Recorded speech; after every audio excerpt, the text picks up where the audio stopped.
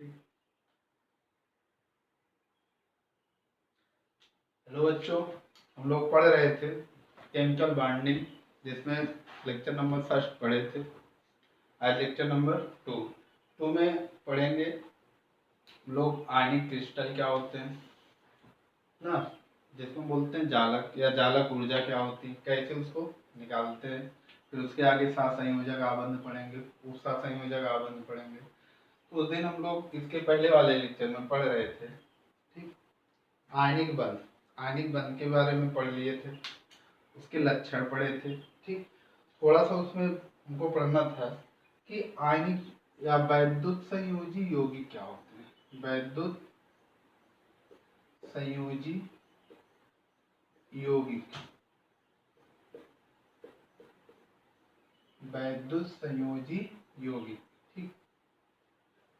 ऐसे यौगिक जिनमें वैद्युत संयोजी बंध पाया जाता हो या आयनिक बंध पाया जाता हो, उसी को हम क्या बोलेंगे, वैद्युत संयोजी यौगिक।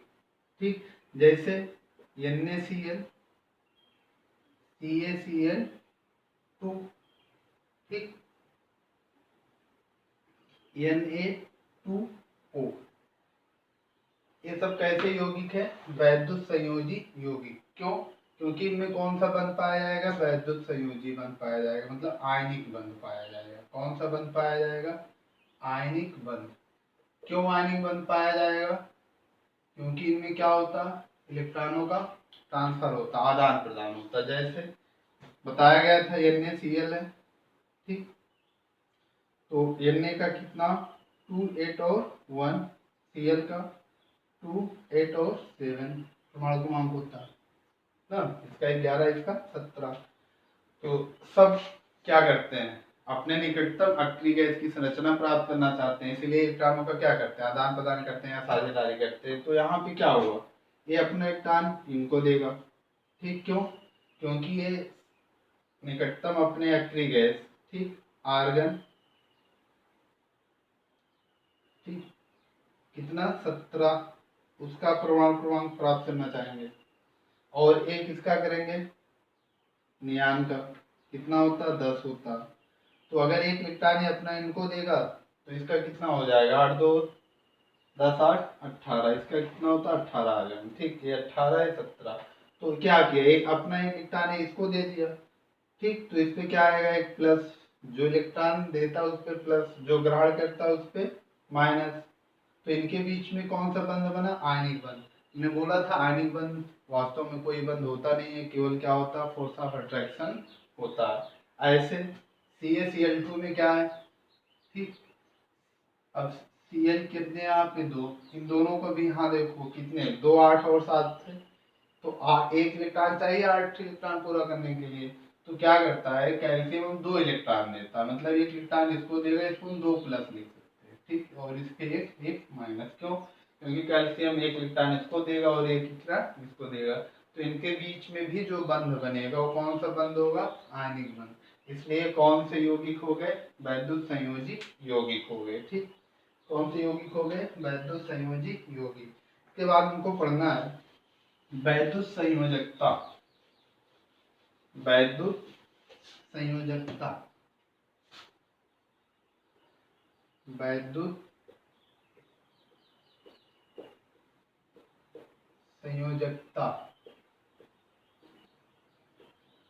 क्या पढ़ना हम लोगों को, वैद्युत संयोजकता। वैद्युत संयोजकता क्या होता, संयोजकता अगर हम पढ़े थे वो याद हो तो वैद्युत संयोजकता भी याद होगा। संयोजकता क्या होता, ठीक, संयोजन की क्षमता, मतलब आयतन कोश में जो इलेक्ट्रॉन उपस्थित होते हैं या जो बंध बनाने में भाग लेते हैं उन्हीं की संख्या क्या कहलाती है, उसकी संयोजकता कहलाती है।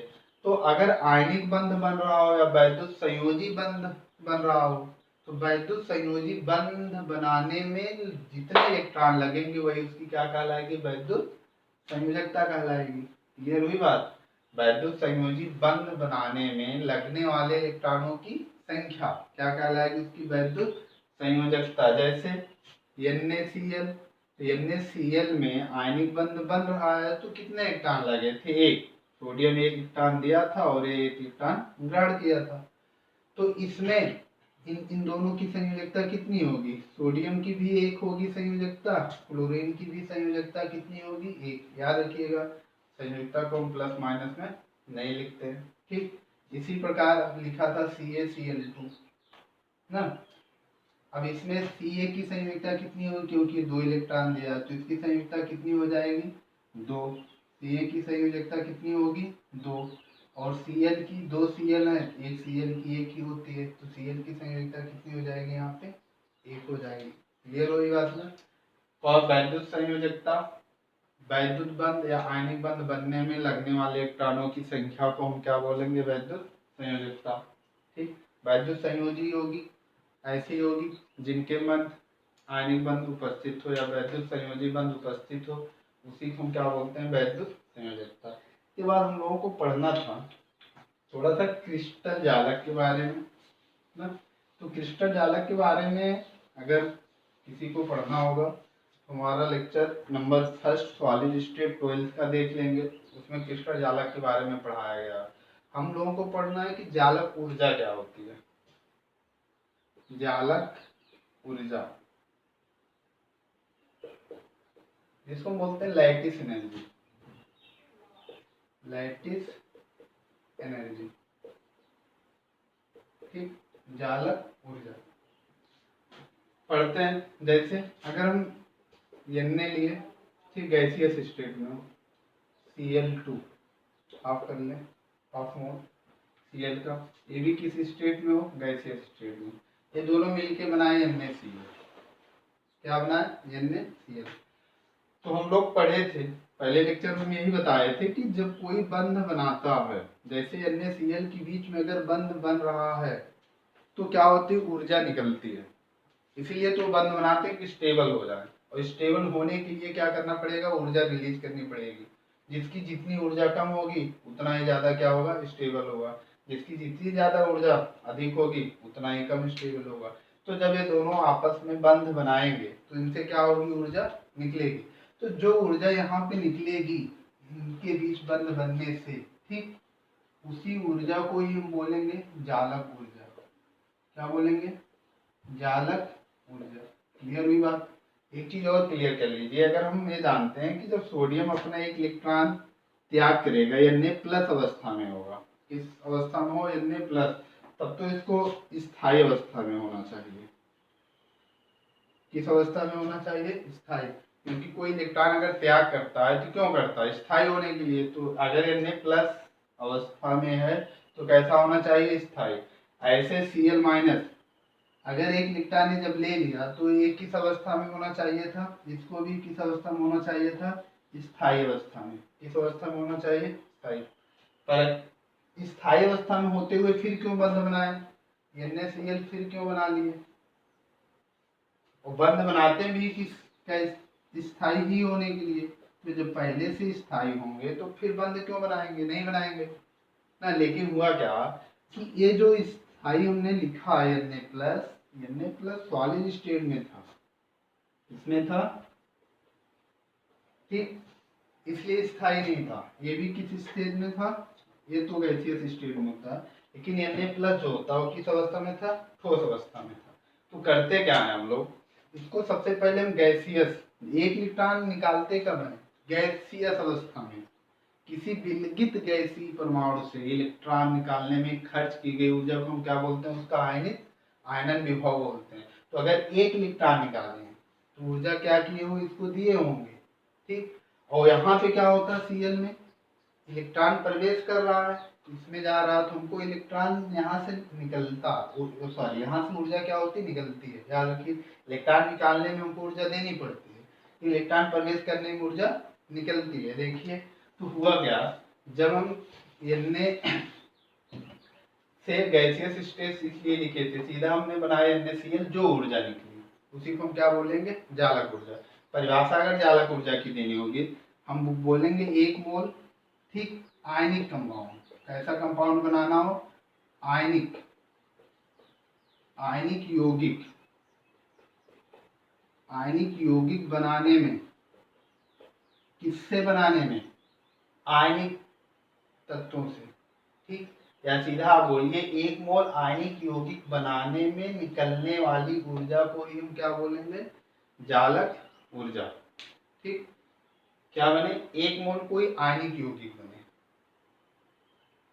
समझ में आई बात, उससे जो ऊर्जा निकलेगी उसी को हम क्या बोलेंगे, जालक ऊर्जा ना।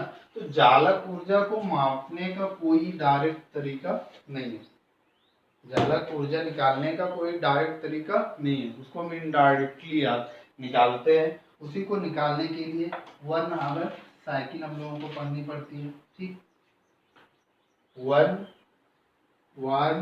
आवर, ठीक, हैबर चक्र, 1 हैबर चक्र। अगर कोई पूछेगा कि 1 हैबर चक्र का उपयोग किसके लिए करते हैं, तुरंत हम बोलेंगे जालक ऊर्जा निकालने के लिए। किसके लिए करते हैं, जालक ऊर्जा निकालने के लिए। ठीक, क्योंकि जालक ऊर्जा निकालने का और कोई तरीका नहीं है, डायरेक्ट कोई तरीका नहीं है, इनडायरेक्टली उसको हम निकालते हैं। तो जालक ऊर्जा की परिभाषा आपको क्लियर हो गई होगी। 1 मोल आयनिक यौगिक बनाने में या 1 मोल आयनिक क्रिस्टल बनाने में ना निकलने वाली ऊर्जा ही क्या कहलाती है, उसकी जालक ऊर्जा। तो जालक ऊर्जा निकालने के लिए हमको क्या पढ़ना है, 1 हैबर साइकिल। 1 हैबर साइकिल देखिए कैसे इससे प्राप्त करते हैं। ठीक, 1 हैबर चक्र, साइकिल या चक्र जो भी लिखिएगा। अगर हम जैसे NaCl लिए थे अभी गैसियस स्टेट, Cl यहाँ पे भी किस स्टेट में, गैसियस ना, Cl2 करते हैं, हाफ करेंगे तो ये क्या बना था, Na। ठीक, हमने बोला इससे जो ऊर्जा निकली NaCl के बनने में जो ऊर्जा रिलीज हुई उसी को हम क्या बोलते हैं, जालक ऊर्जा। इस ऊर्जा को क्या बोलेंगे हम, जालक ऊर्जा। ठीक, तो इसका निकालने का तरीका नहीं था, इसलिए 1 हैबर चक्र हमको पढ़ना पड़ा। 1 हैबर चक्र क्या बताता है कि हम कोई अब क्रिया एक पद में हो या एक से अधिक पद में हो, कोई अब क्रिया एक पद में हो या एक से अधिक पद में हो, लेकिन ठीक अंतिम उत्पाद बनने में खर्च होने वाली ऊर्जा या लगने वाली ऊर्जा का योग क्या होता है, बराबर होता है। जितनी ऊर्जा एक पद में लगेगी उतनी ऊर्जा एक से अधिक पद में लगेगी ना। अब जैसे अगर इससे बनने में मान लेते हैं कि यहाँ पे जो ऊर्जा लगेगी, ठीक, डेल्टा एफ एच, इसको क्या बोलते हैं, एंथैल्पी बोलते हैं। अब मान लेते हैं कि क्या है, फॉर्मेशन, मतलब इसके बनने में लगने वाली ऊर्जा को हम किससे लिख लें, डेल्टा एफ एच ना। तो करेंगे क्या यहाँ पे, ठीक, अब हम इसी क्रिया को दूसरे पद में एक से अधिक पद में करेंगे तो Na क्या होता है, ठोस अवस्था में होता, किस अवस्था में होता, ठोस अवस्था में। ठीक, और ये किस अवस्था में होता है, गैस अवस्था में। सबसे पहले क्या करेंगे, Na को ऊर्जा देंगे, ठीक, और इसको पिघलाएंगे, किस अवस्था में ले जाएंगे, गैस अवस्था में। तो Na को किस अवस्था में ले जाए, गैस अवस्था में। तो कोई ऊर्जा हमको देनी पड़ी होगी, ठोस से सीधा किस में बदलते हैं हम, गैस में, तो ऊर्ध्वपातन बोलते हैं। तो यहाँ पे हम कौन सी ऊर्जा दिए होंगे, ऊर्ध्वपातन को बोलते हैं सब्लिमेशन एनर्जी, मतलब हम SE लिख ले रहे हैं, सब्लिमेशन एनर्जी, ऊर्ध्वपातन ऊर्जा। समझ में आई बात। सोडियम को गर्म किए, सोडियम किस अवस्था में यहाँ पे था, ठोस अवस्था में, इसको गर्म किए सीधा किस में बदल गया, गैस अवस्था में। तो ठोस से सीधा गैस में बदलने की जो क्रिया होती है उसी को हम क्या बोलते हैं, ऊर्ध्वपातन ना। अब गैस, सोडियम किस अवस्था में आ गया, गैसियस स्टेट में। तो हम जब हम इलेक्ट्रॉन निकालेंगे हमको क्या चाहिए, Na+ चाहिए, Na+ और Cl- चाहिए, तभी बनेगा ना NaCl। तो क्या करेंगे, अब हम एक इलेक्ट्रॉन निकालेंगे, एक इलेक्ट्रॉन निकालने में जो खर्च की गई ऊर्जा होती है उसी को हम क्या बोलते हैं, आयनन विभव, आयोनाइजेशन पोटेंशियल ना, क्या बोलते हैं उसको, ठीक, पोटेंशियल, IP लिख देते हैं। समझ में आई बात, आयोनाइजेशन एनर्जी लिख देते हैं, एक इलेक्ट्रॉन निकालने में खर्च की गई ऊर्जा, तो क्या होगा, आयोनाइजेशन एनर्जी। ठीक, अब जब आयोनाइजेशन एनर्जी आ गई तो ये किस अवस्था में चला जाएगा, Na प्लस में, एक इलेक्ट्रॉन निकल गया। क्लियर हो गई बात? उसी प्रकार इसमें, ठीक, एक ही अवस्था में सीधे गैसीय अवस्था में, तो गैसीय अवस्था में तो हमको इलेक्ट्रॉन उसमें प्रवेश कराना है, और हमें जानते हैं कि इलेक्ट्रॉन प्रवेश कराने में ऊर्जा रिलीज होती है, ऊर्जा निकलती है। तो यहाँ पे जो ऊर्जा निकलेगी, ठीक, उसको हम आई ई सीधा लिखते हैं।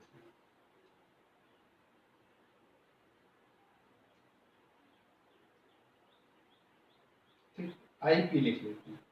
यहाँ से जो ऊर्जा निकलेगी, अब किसी इलेक्ट्रॉन को क्या करते हैं, जब प्रवेश कराएंगे तो वहां से ऊर्जा निकलती है, जबकि इलेक्ट्रॉन निकालने में ऊर्जा देनी पड़ती है। तो क्या लिख लिए उसको, आई पी। अब 21 अवस्था, हाँ, लेकिन हाफ अवस्था मोल है तो यहाँ हमको लिखना पड़ेगा हाफ। ठीक, हाफ मोल है ना Cl2। अब 21 अवस्था में आ गया Cl माइनस अवस्था में। ठीक, अब ये Na प्लस अवस्था में आ गया Na Cl माइनस अवस्था में। इन दोनों अब रिएक्शन करके क्या बनाएंगे, डायरेक्ट यही चीज फिर बना लेंगे, NaCl।